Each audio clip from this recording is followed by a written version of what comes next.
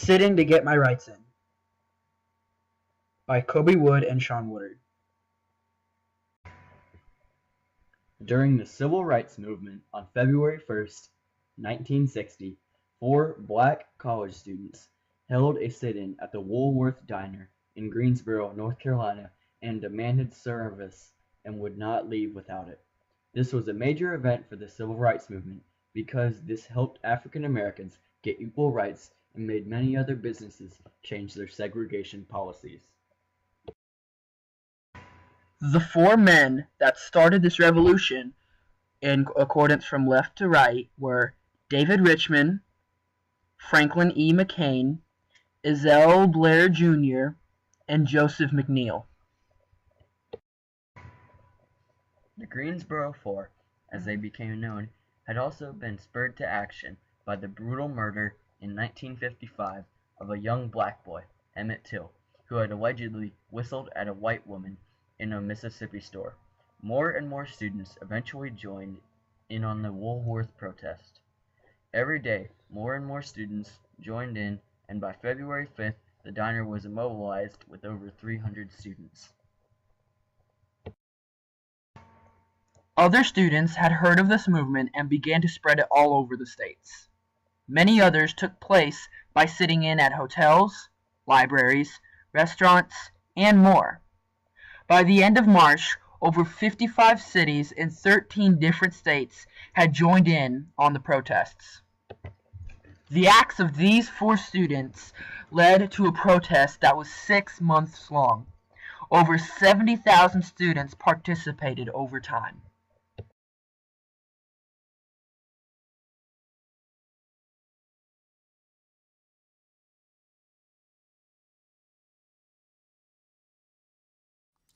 If there is something that you want to do and in your heart you know that it needs to be changed, modified, or turned upside down, go ahead and do it. Don't follow your head. Don't follow your heart. Follow your gut. But don't wait for anybody. Because, first of all, they won't come. I mean, if it might even be your mother. It might be your sister, or it might be someone who's in your sorority, your fraternity, your same grade. Don't wait for them. Because it is you who, you've got the vision, and you've got the faith and the confidence in yourself that you know that you can make it happen. But if you continue to wait, all the masses will do is pull you down and discourage you and give you all the reasons that it won't work.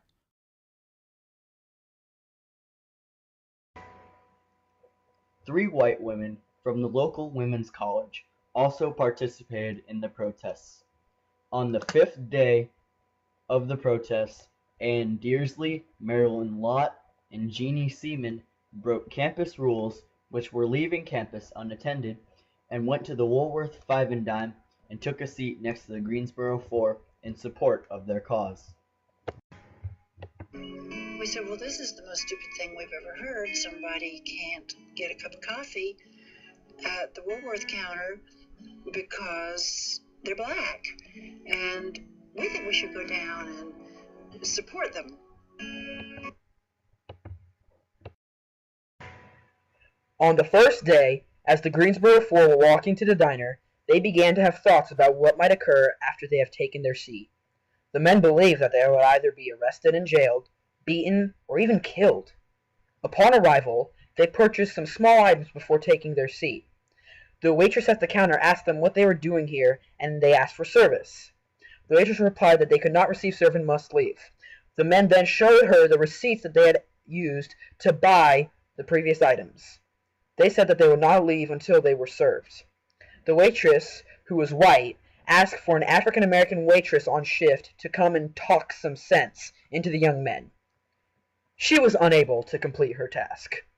The manager was called, and he began to threaten the boys and told them to leave or else.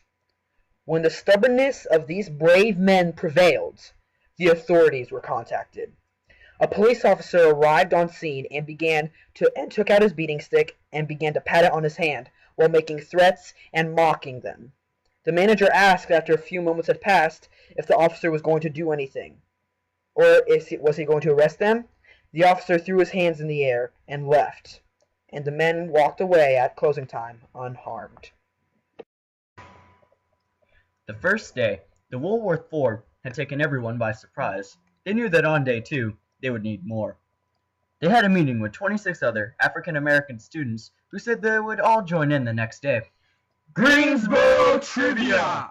How many showed up the next morning?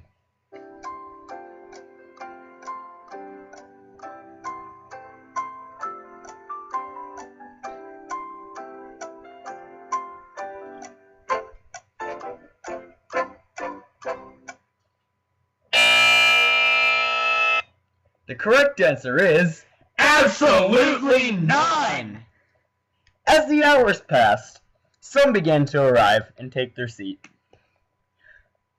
On day 3, the numbers multiplied again, eventually leading, in the next few days, to 300 students overwhelming the diner's space. In total, over 70,000 students and young African Americans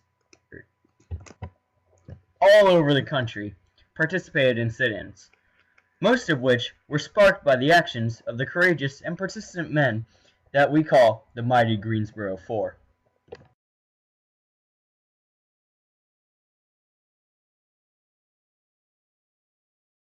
What was so different about us that would cause us to be so unattractive that people would just close the doors? And just like today, some people thought it was time for change. There comes a time when you have to stand up. For Joseph McNeil, Franklin McCain, and their 2 college dorm mates, that time was February 1st, 1960, the day they walked into a Greensboro Woolworths and sat down at the segregated lunch counter.